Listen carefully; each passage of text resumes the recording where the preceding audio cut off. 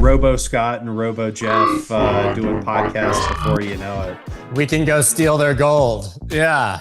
Crystal clear to us. The killer apps that we have so far, I can name two. Number one, Bitcoin, and the second is stablecoins.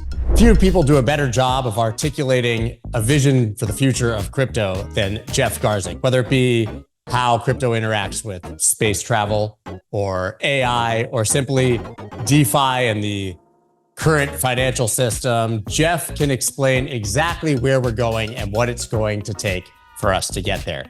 Yet another incredible conversation with Jeff Garzik. That's dope.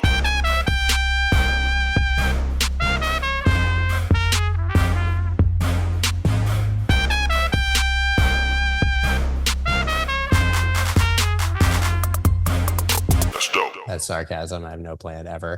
What do we want to talk about, Jeff? Obviously, we have a new project coming out with it. We got to plug Hemi, which is awesome. You and I could talk about anything at all. Yeah. Not worried. There's like a space launch coming up from SpaceChain, which is still around. All the crazy Telegram stuff going on. That's definitely blowing up my Twitter, at least. I had a couple, I have like a military angle on it that people are retweeting. And yeah, just general L2 explosion. Are there, 4 million or 10 million L2s? I'm glad we hit record because I want the audience to see how in-depth our research is, our process for deciding. But it should be clear that with certain guests, you just show up and you have a great conversation and it can go in any direction. And that's what we're going to do here. Listen, maybe you give us the update, right? You just mentioned, obviously, that you have something new launching, but what's happening with Bloq now? What are you guys focused on? What are you excited about? Because that'll probably take us in some fine directions. Definitely. So where to start?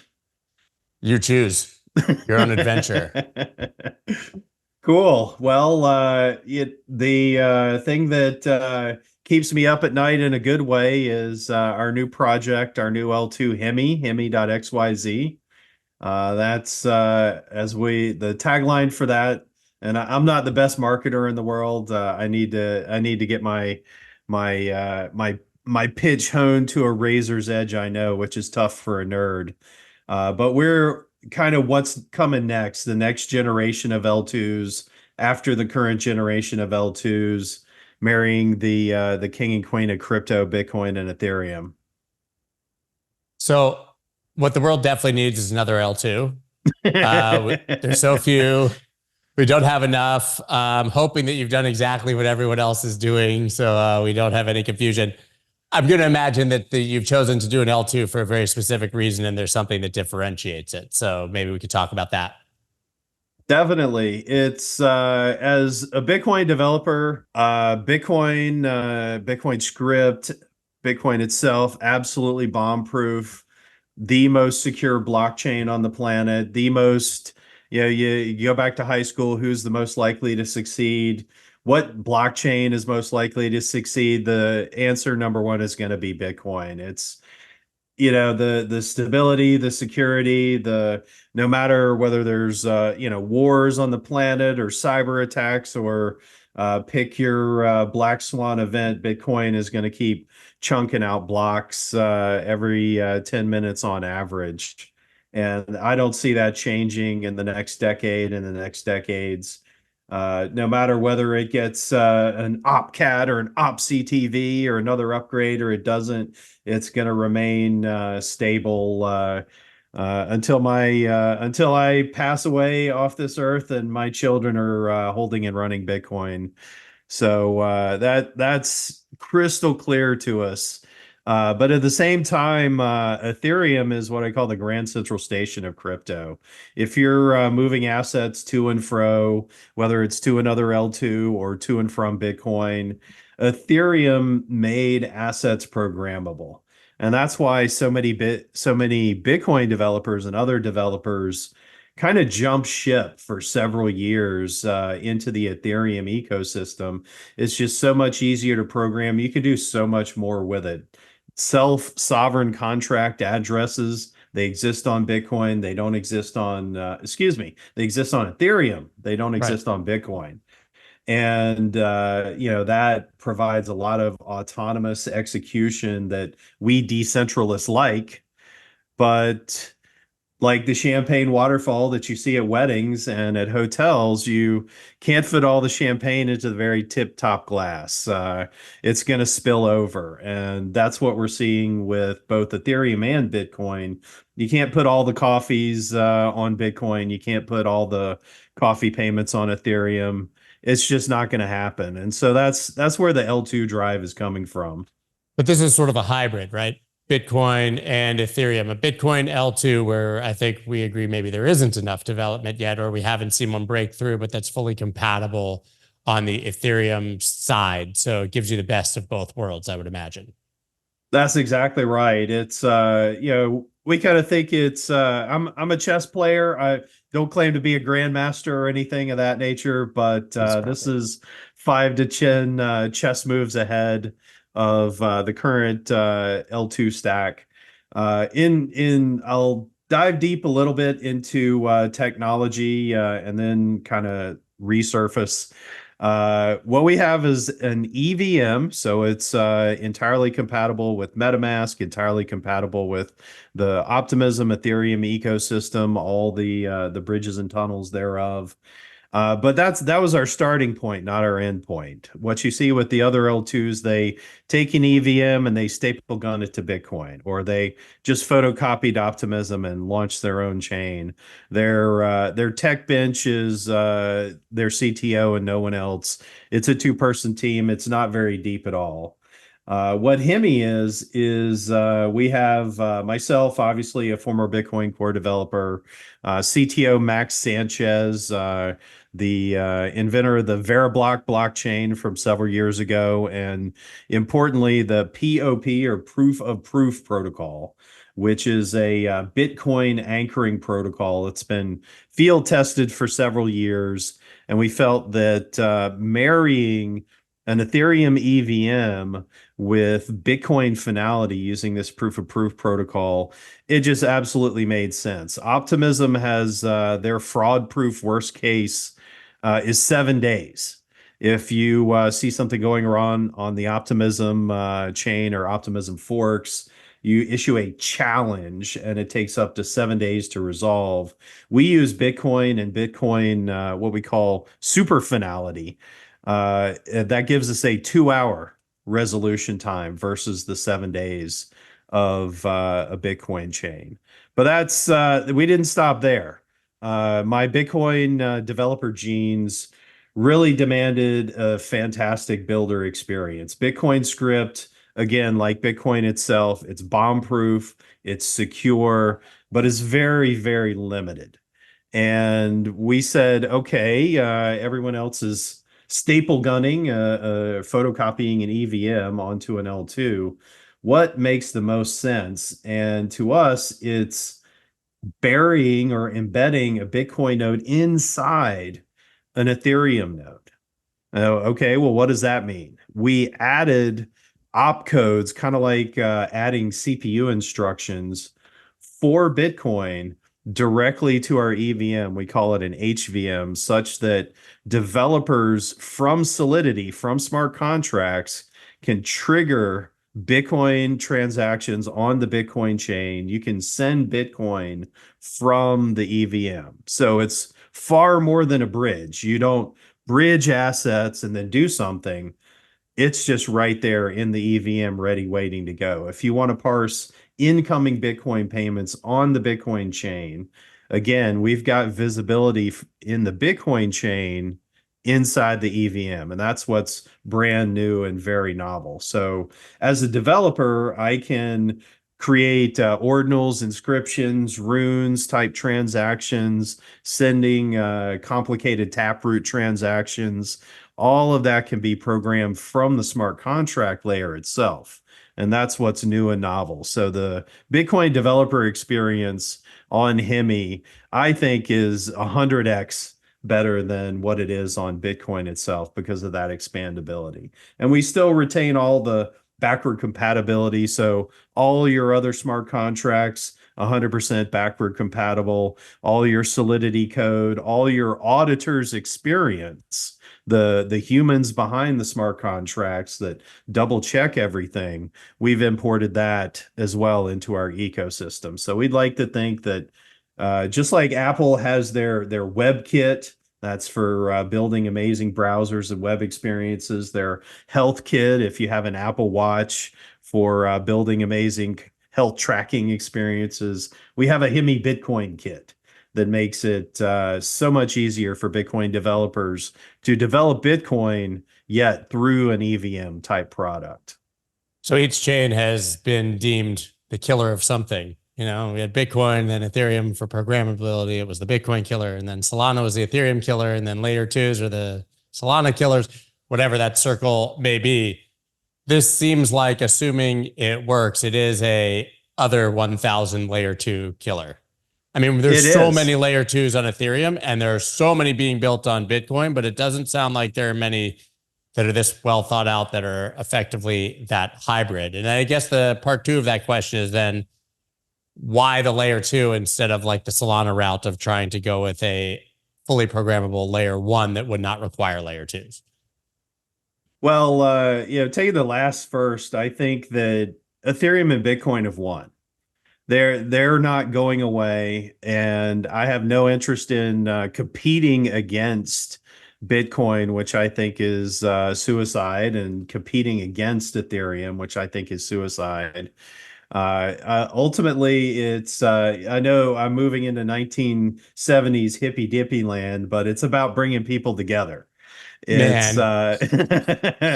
dude, it's about bringing people from Bitcoin and from Ethereum together as 1+1 = 3. The sum is greater than the whole of the parts. And I think that's absolutely true in this case, especially now that I'd like to think a lot of the Bitcoiners. Previously, you had a lot of hardcore Bitcoin maximalists. I think the Bitcoin pragmatist and the Bitcoin moderate is ascendant. They want to do something with their Bitcoin more than just park it in a cold storage ledger buried 100 feet underground in their missile silo shelter. Yeah, or they like the idea in general of Bitcoin becoming the sole base layer, or at least the main base layer for everything that they've seen built elsewhere that they've rallied against for so long. And ironically, I think some of that is coming full circle. Like we used to say in 2010 when Satoshi was still around, optimistically, and I think some of it's playing out this way. Bitcoin hardcore maxis would say, "Oh, that technology, it's going to be built elsewhere, and then we can wait, and it'll come back to Bitcoin." And if you have extreme levels of patience, if you're willing to wait 14 years, then that maxim, I think, is proving true. You see that with ordinals, runes, inscriptions. But more than that, I wrote in 2015 that Bitcoin is becoming a settlement layer. And it was a very controversial Medium post at the time, and a lot of mudslinging in my direction for writing that. And I think it's really coming true. Is Bitcoin is like no other for settlement, but you can't put all the coffees on the Bitcoin chain itself. And we've known that again since 2010 and the early days. Yeah. L2s are really farming that role. In Ethereum, they have they call it sharding, and there's a kind of big official from the Ethereum developers plan for sharding. But what we see today is I like to call it organic sharding. I think that rather than a Vitalik or a Satoshi kind of being a central planner, you have Darwin at the wheel. You have when the cost of digital asset creation is near zero, that guarantees you'll have a ton of supply of digital assets. And just power law applies just like in venture capital. 95% of those will burn away. The Harry Potter sorting hat will sort out 95% of those. And the other 5% will be the Bitcoin, Ethereum, Solana, key L2s that are surviving that Darwinian trial by fire and are really proving themselves out in the ecosystem. The same thing applies to blockchains as digital assets. The cost of blockchain creation is zero. So we're seeing an explosion of blockchains. Macroeconomics says, when the cost is zero, you can have a ton of supply. But is there a ton of demand? And so there's going to be, again, that Darwinian trial by fire sorting out the, I think at last count, there were 83 Bitcoin L2s that I have on like a DeFi llama list or something like that. And pretty confidently, 95% of those will burn away. And who will be the remainder? Those are the ones with the most security, the digital assets that have been there embedded for a while, whether it's wrapped Bitcoin, wrapped runes, or coming over from the Ethereum side over bridges and tunnels. Ultimately, may the best man win, and I think we've got the best story. Yeah, I think it's really compelling. So I want an idea of the timeline of when these things become meaningful. So we've had these cycles, obviously, of building. And I think in the last cycle, it was, we're going to have such a meaningful level of adoption and billions of people. We're never going to have enough block space. Right now, the narrative is somehow flipped to where it's like, we have so many chains and so much block space and it's vacant, right? It's like San Francisco commercial real estate. So I think it begs the question of what's the killer app that makes this all needed, and what's the timeline or the multiple killer apps? When do we start actually needing to stress test these things because we're using them so much? I'll take a sideways answer, I guess. I'd like to think that right now we're kind of in to draw an analogy with the very early internet. We're in the 1970s. In terms of internet. And that was the days when you had, your audience has probably never heard of these modems, where you'd put a phone connecting it to a ancient, slow internet connection.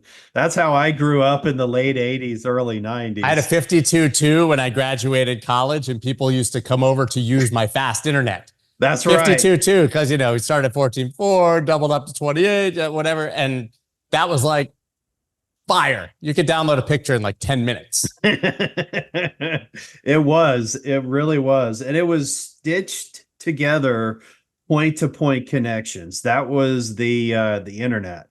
And think about bridging digital assets today across blockchains. In my opinion, users shouldn't have to think about that. Right now, should I think, is my ETH on base and now I need to move it to Hemi and transform it somehow and then move it to this other blockchain? I try to come in top level. What is the best user experience? Because at the end of the day, and I think this gets to the answer of your question, it's got to solve some real problem for real people. I think the killer apps that we have so far, I can name two. Number one, Bitcoin, just the BTC token, the BTC network. It's obviously succeeded. It's obviously not going anywhere. And the second is stablecoins. That's my answer every time. And I know it's not super exciting, but it's there are many billions of stablecoins out there. Tether is one of the largest holders of United States treasuries on the planet, right next to Goldman Sachs, JP Morgan, and the biggest of the big legacy financial institutions. And that's a testament to the staying power of crypto, and in particular, the demand for stablecoins. So those are clearly two of the killer apps that have succeeded, are going to continue to succeed.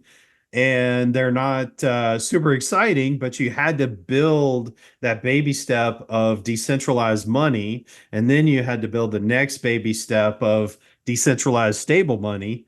And now we start to open up some more of the use cases, but I think we're held back by crypto UX. I think we're held back by user experience. And so the next step in that evolution across Hemi, across the entire crypto ecosystem, is going to be making that user experience far more transparent.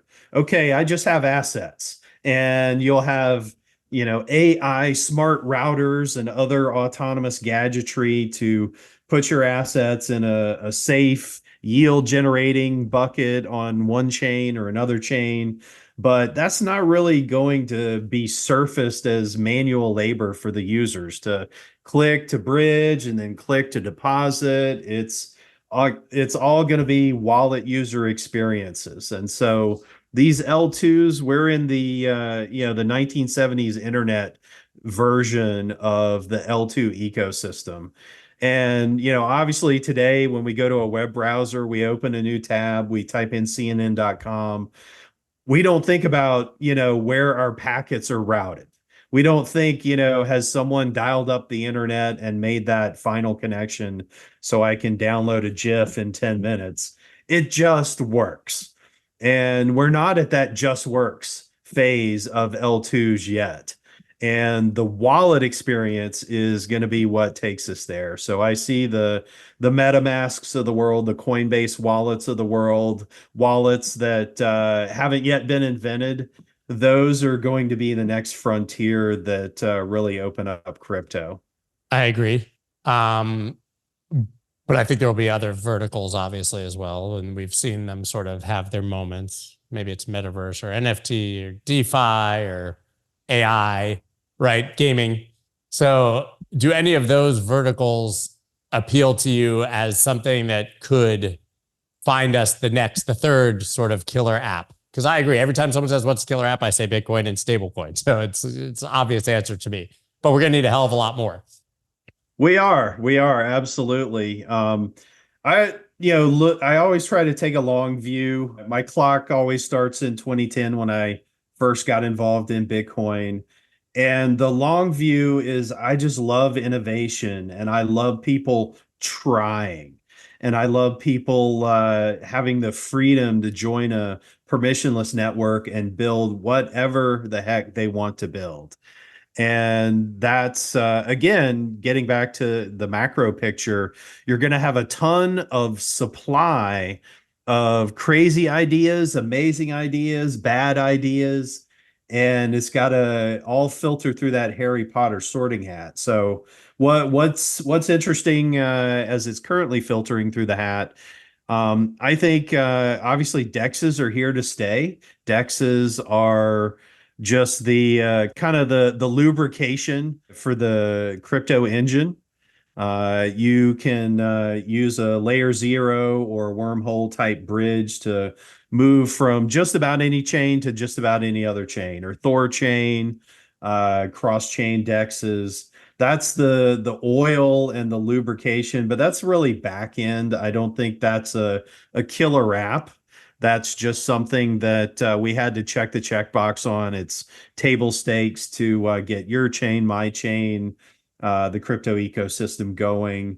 Again, the bridges and tunnels of the world are really interestingly making the L2s far more a flat egalitarian layer that anyone can enter and exit, which is fast. That's both fascinating and pro user. They have freedom to choose. They're not kind of, DeFi 1.0, it was let me lock up your tokens and you're just kind of trapped here. What are the nascent killer apps? I think games are still game developers. There's not a huge love for crypto, but crypto loves games. So I think eventually there'll be a meeting of the minds. It's more philosophy, I think, than anything holding that back. There are, you want to move your skin from Fortnite into World of Warcraft. That's interesting to me. Is it interesting to other players? And does it disrupt one ecosystem or another? It definitely opens more questions than killer apps at this point. There was a game called Dark Forest, which I encourage listeners to check out. That was on Ethereum testnet. And that was a pretty successful game, very engaging, just because it was crypto native and it was unique. But I think casual gaming, still has a way to go, but is very promising in crypto. DeFi is going to have a renaissance.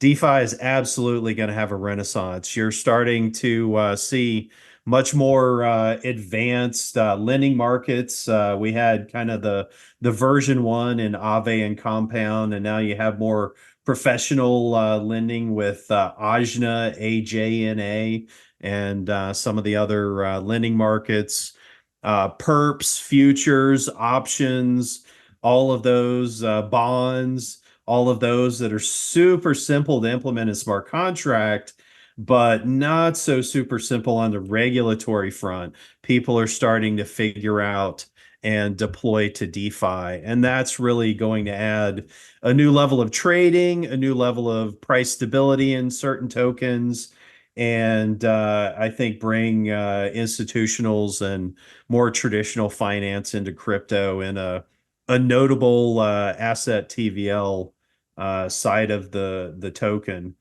You'll see a Bitcoin renaissance, I think, with coming back on chain with rollups on Bitcoin, L2s connected to Bitcoin, and some of the ordinals, runes, inscriptions type of things, seeing some new life. They were previously toys, but now with the maturity of the tools, I think those verticals are going to start.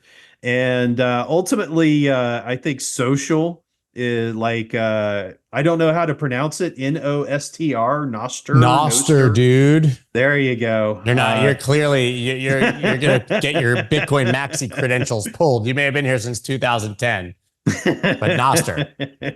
So yeah, things like Noster and other social tools. What we see, kind of current events as we record this, the Telegram CEO Durov was just arrested in France. That's my next question. For using unlicensed encryption, among other things. I want to get into that because you kind of described yourself earlier as a decentralization maxi, right? You've been here since the very beginning. I think that is at the core of probably your belief system about crypto. And this is terrifying. So, it's still being unpacked, but we know that he's effectively been charged, Durov, as you mentioned, the CEO of Telegram. When you dig in, it's mostly being complicit for things that happened on the platform that he probably didn't even know about. Maybe there is a level where he was aware of it, but at the end of the day, he created something and the French are saying you failed to moderate the crime that's happening on there. I mean, to me, that's like saying that Tim Cook should go to jail every time somebody uses an iPhone to send a text message for a drug deal, right? Or something similar. Or the CEO of Bic Pens should be arrested for everything that was written with a pen. Yeah, but I think it's fair to say that now more than ever, since crypto's come into existence, Bitcoin specifically, we're seeing examples or cracks in the facade of centralized systems that are scary and really show us why we need this in the first place.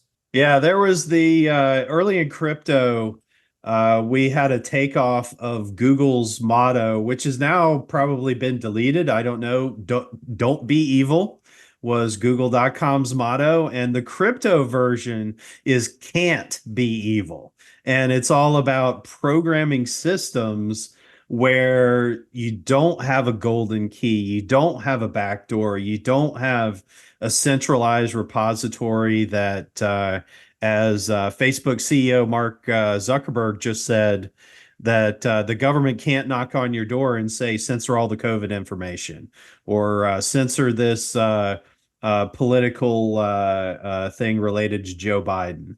And it's ultimately, if you don't build these systems, then the government can't knock on your door and say start injecting these false stories or start censoring these stories that we don't like, which ultimately, as a free speech purist myself, I see that as absolutely the slippery slope. Is once you start saying yes to those types of censorship requests, and Facebook, as they just admitted yesterday, they did say yes, and now they regret it. Yeah. Because it was Zuckerberg has come to say it's the wrong thing to do, but he built a centralized system, and so just like Telegram, put himself in the position of being that master censor, and then you're subject to legal subpoenas, search warrants, national security letters from the government, which open the door to pure censorship. And so if you build Telegram versus like a Signal or a WhatsApp without end-to-end encryption, just like the historical example on my Twitter of BlackBerry way back in the day, BlackBerry acceded to government requests, but they eventually failed because due to technology, they said yes to some requests of censorship and surveillance and no to others. And when you're a non-technical politico inside the government, you're not seeing the technical limitations of the BlackBerry or the Telegram network and why they can comply in some instances and can't comply in others. You're just seeing a CEO tell you no. And as a censor or a military intelligence person, et cetera, you're just going to see a CEO saying no, and you're going to think arrest them. And that's exactly what happened with Telegram. Whereas with Signal, with WhatsApp, the folks literally can't, not won't, they can't turn over the private chats because they're not accessible even to Signal and even to WhatsApp. And so that was the crucial difference. I pay a lot of attention to the Ukraine war and a lot of the military intel, military tactics, et cetera. And I'm very interested in drones and kind of modern electronic warfare. Apparently, a lot of that is going over Telegram specifically. Not Signal, not WhatsApp, not TikTok, not Facebook Messenger. It's going over Telegram. And that naturally makes it a really big target when you're in the middle of a European war and Russians are, and this is the real example, using Telegram to communicate with soldiers, using Telegram to target Iskander missiles as they get launched and fly to Ukraine.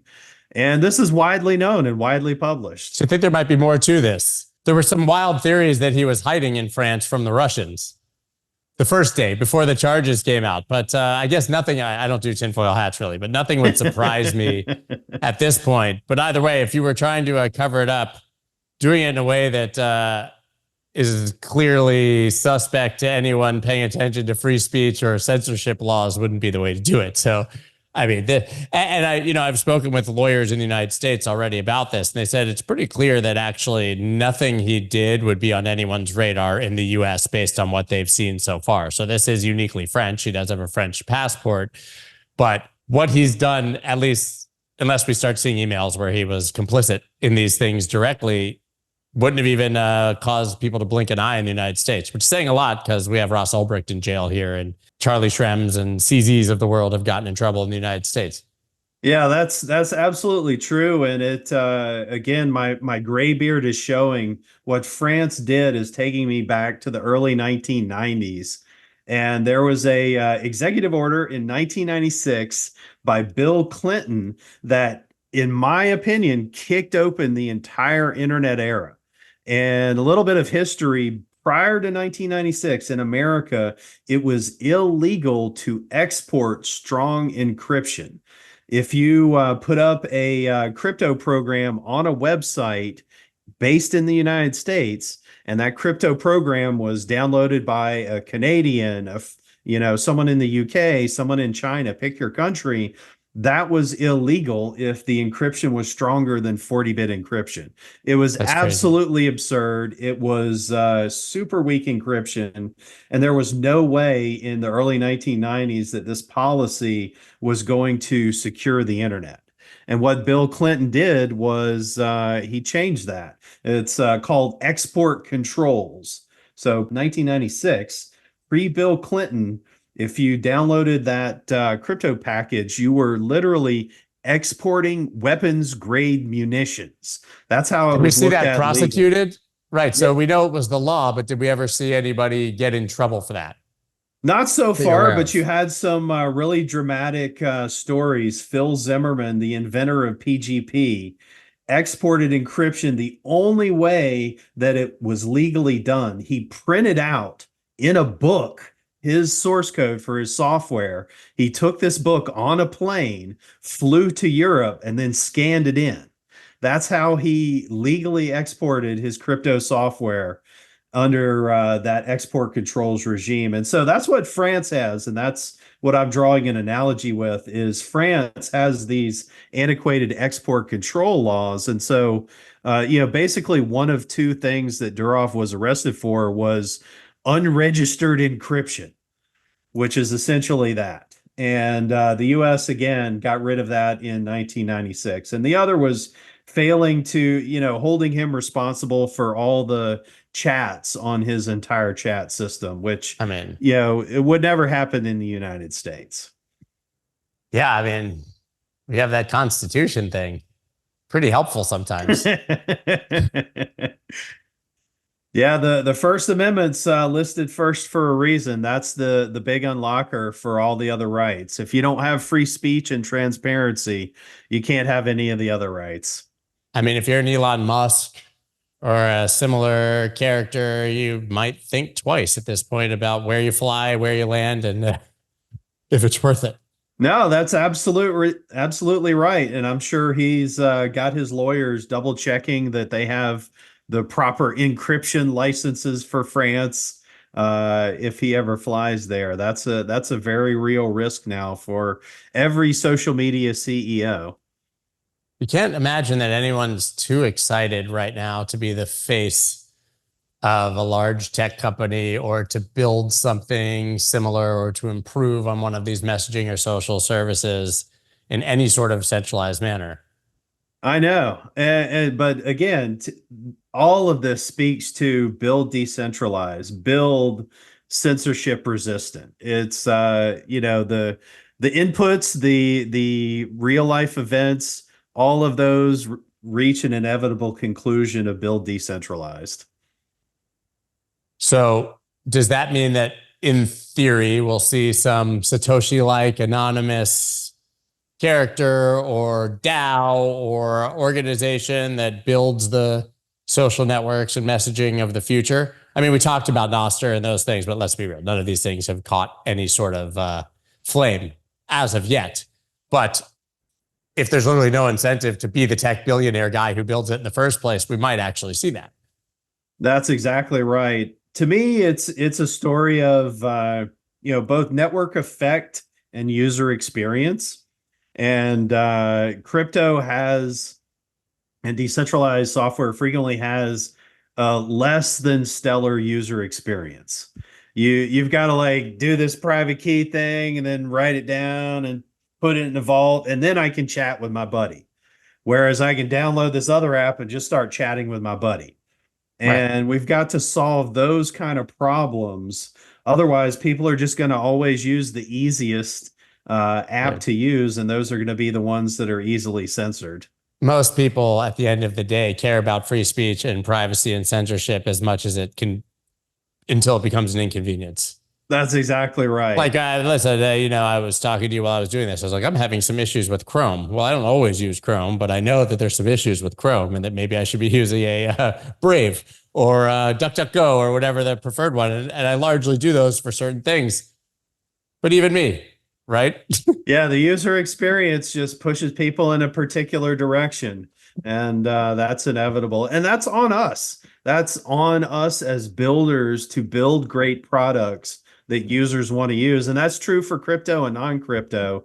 We just, as sci-fi author John Scalzi says, we're playing the game of life on a higher difficulty setting.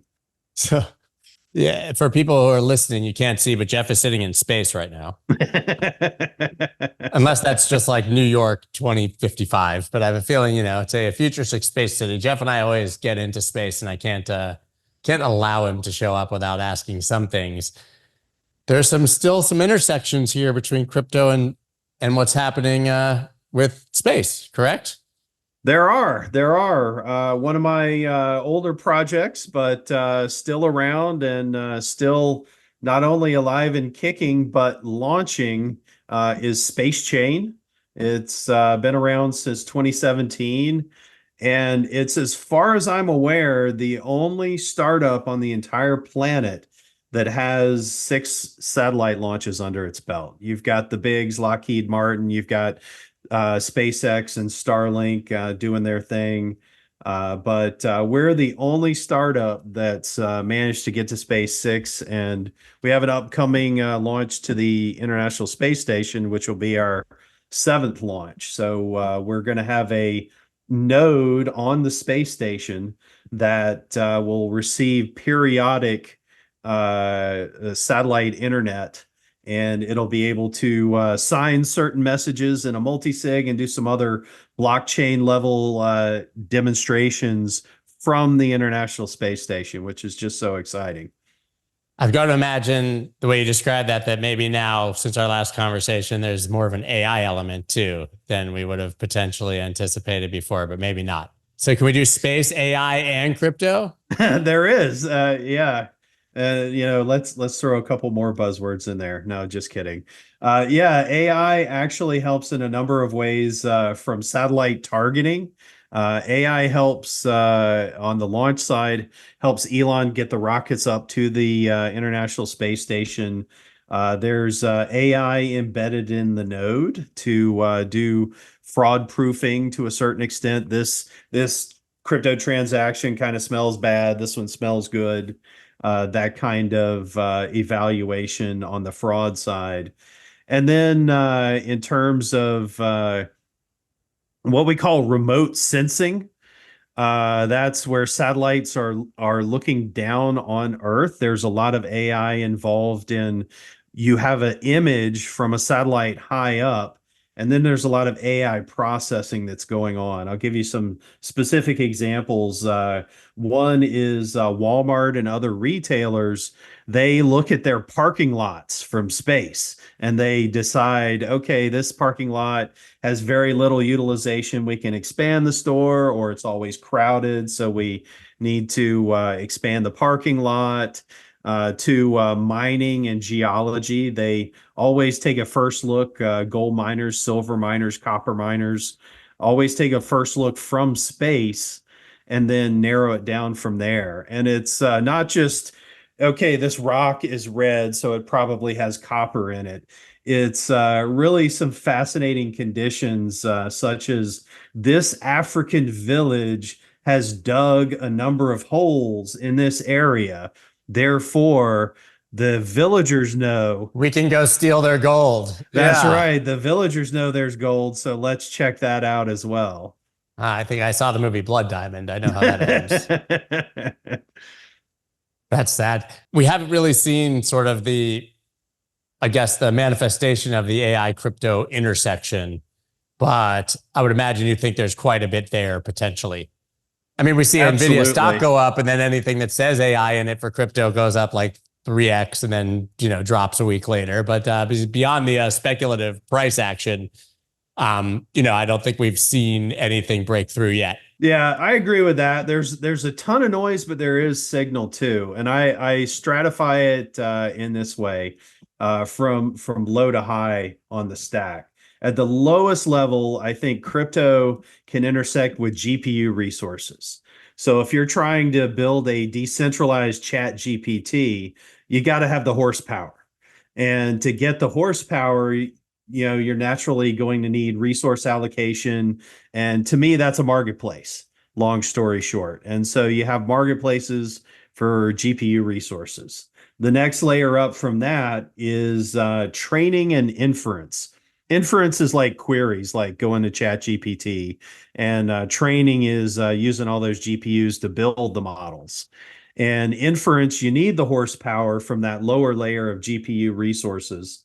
So now you got training and inference marketplaces, and this is real today in the Morpheus project, and Eric Voorhees's Venice AI, which is a kind of a decentralized chat GPT, is looking at Morpheus for its lower layer. The third layer in the stack is literally chat GPT itself. You've got a decentralized chat GPT, a decentralized API that you can hit where you're talking to a number of decentralized resources. You're not talking to Sam Altman's personal identifying information vacuum. And then I did not scan my eyeball for WorldCoin. I'm not sure if exactly. you did, but, although they're probably scanning my eyeball right now through my camera here, but whatever. They're getting our voice in our face, and they'll be Robo Scott and Robo Jeff doing podcasts before you know it. And then the final layer is you've got AI agents, and this kind of moves into the science fiction of I've got a personalized AI assistant, and I can tell I'll give her the name Ashley, and I can tell Ashley to do X, Y, and Z, like fix my darn Chrome to Dropbox. And Ashley will know what I'm talking about, number one, and then have that ability to actually do that. So connecting those AI agents to crypto is kind of the final stage, or closing the loop, where I can tell Ashley and trust Ashley, the AI agent, to, okay, Ashley, I saw that Bitcoin just nosedived price wise, so buy some more and then collateralize it into a lending market and loop it several times for leverage. And Ashley will say, okay, and she'll run off and do all that stuff, and she'll have the private keys that queue up the transactions. And then the final step is a transaction summary in front of me. And I click, okay. And that's a crypto signature that endorses all of the things that AI Ashley said. So I think there's a lot of AI signal. There's real AI in resource allocation, in crypto trading, as the world gets more complex, AI will help you parse it. But there's a whole lot of, I heard about AI yesterday, so I staple gunned AI onto my pitch deck. Well, that's also Bitcoin layer 2s, by the way. Right. So anywhere, and I think it's fair to say anywhere that some sort of hype accrues in crypto, a whole bunch of tourists jump in there, and not so different from Long Island blockchain iced tea, right? In the markets, just there's a time you just put blockchain in there, put AI in there, put whatever in there, and your stock or token goes up like by many multiples. I have to ask you, why did you choose Ashley? Because my wife's 3 of her like 5 best friends are Ashley in our town, and she even took a picture of me where all 3 Ashleys were in her back seat at the same time. Is Ashley now that's hilarious? There was a Canadian comedy show, Kids in the Hall, and they had this little bit, 30 Helens agree, and they got a bunch of Helens together. No, it's I didn't want to like dive too much into politics, but allegedly there are 3 gatekeepers of Joe Biden in his advanced age. There's Anthony, Ashley, and Annie. And allegedly they gatekeep everyone who can see Joe Biden. And so, Crypto investors in the United States face some major challenges. One of them is that there's almost no way to get exposure to the asset class inside of your traditional investment vehicles. The other thing is the taxes. They are absolutely atrocious. What if I told you there was a way to solve both of these problems? Well, there is. And it's with a self-directed IRA from iTrust Capital. Guys, not only can you open a new self-directed IRA and fund it with the limits each year, but you can actually convert over from your 401k, your Roth IRA, any other IRA that you already have, and you can do that tax-free, just transferring over the balance, and then you can go to cash, buy as much Bitcoin as you want, and not pay taxes when you sell it. You absolutely have to try this if you are in the United States. Use the link down below. It's bit.ly/itrust-scott. That's bit.ly/itrust-SCOTT. You have to try this now. So we're going to give Joe Biden's gatekeeper to become our ChatGPT bot. Great. Our AI bot. It's interesting. I would have thought Jill would have been one of those, but hey, what do I know about politics? And so, as we kind of come to the end here, is there any like final thing? You mentioned Morpheus, by the way, and you mentioned Eric Voorhees. So I thought that was really interesting because Eric Voorhees with Venice sort of said, like, come for the data, I don't have it. It doesn't exist. Good luck, right? So I think that that's the wave of the future if you're building something like one of these. But Morpheus, I know Ryan Condren, who works with you guys, obviously, on Lumerin and Morpheus, and that's pretty awesome too. It is. It really is. And, I'll lead into that by saying, boy, the Google search experience really sucks. Over the past like 5 years and moving into the past, I'd say 6 to 12 months when Google added AI LLM to their search, just the search experience at Google is just plummeting. And so I think Eric and Venice AI are really coming in at the right time when you can, ask basic questions and get a decentralized, uncensored answer. And I think that's far more powerful than what the Google search engine has become. It's become a neutered engine versus even what Google was 5 years ago. And Venice AI and I can't name a competitor, but presumably their competitors are going to just sweep the floor in terms of user experience, because you'll be able to, ask basic questions. And so you don't have to go to Wikipedia, basic picking a domain biology questions, about I love dogs. I have dogs and cats, and maybe my dog is limping, so I need some anatomy questions. I can have a conversation with Venice AI and learn all about biology, or I can, I need to find a website and I can have a conversation with Venice AI and know it's not censored. So that's so powerful. And Morpheus, again, far more signal than noise. And I think they're going to power in the future both Venice and a number of other AI projects. Absolutely love it, Jeff. Where can people follow, check out Hemi? When is that launching? When can people start developing on it? Can they already? Give us the pitch.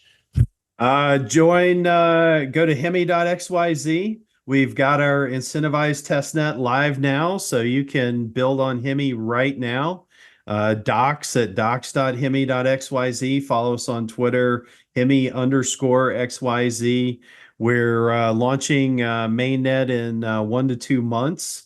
And right now we're just testing. I'm Mr. Field Test Engineer for the next little while, just trying to break it and getting ready for that go live, which is going to be really exciting. I have a feeling that's a role you love. It is. But we gotta put meat behind our words that Hemi is the network uniting the king and queen of crypto, Bitcoin and Ethereum. Hemi is what's next after the current crop of L2s. Unite the clans. Love it. Yeah, Braveheart. I didn't commit to that. I was gonna say it like in the full, and then I just kind of half-assed it. Oh, you should have. Give me another. Give me Unite the clans. No, I feel like it's off, but I like it. There you go. That was a good take too. Yeah, my middle name is McLeod, so I've got from the clan McLeod. Yeah, I like it. See, I perfect. Do it. Everybody there's a little something in Braveheart for everyone. There really is. Yeah, I love it. All right, well, maybe in the end we scream freedom on the way out for Pavel Durov, and we have freedom. Hopefully without the torture in advance. Jeff, thank you so much. Always a pleasure to have you, man. This has been great, Scott. It's always good to catch up. Do it again soon.